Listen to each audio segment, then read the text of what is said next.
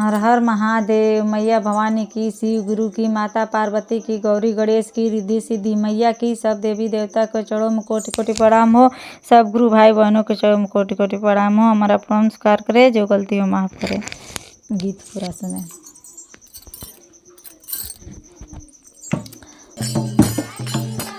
गुरु के मंदिला में 3 रंग के फूलवा,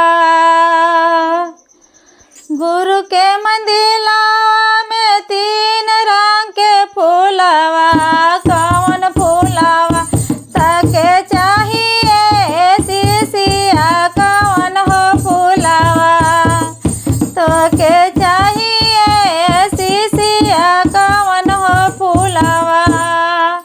लाल रंग बटले बा, पियर रंग बटले बा, लाल रंग बटले बा, पियर रंग बटले बा, सबूज रंगवा हमके चाहिए गुरुजी, सबूज रंगवा हमके चाहिए गुरुजी।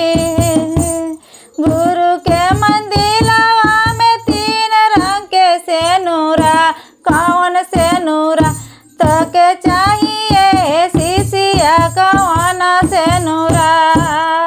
गुरु के मंदिलवा में 3 रंग के सेनुरा, कौन हो सेनुरा तो के चाहिए शिशिया, कौन सेनुरा।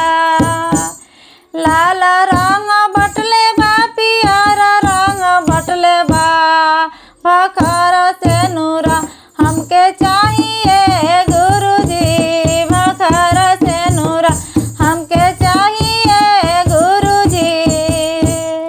गुरु के मंदिला में 3 रंग के बालका, कौन बालका तके चाहिए शिशिया, कौन हो बालका तके चाहिए शिशिया, कौन हो बालका।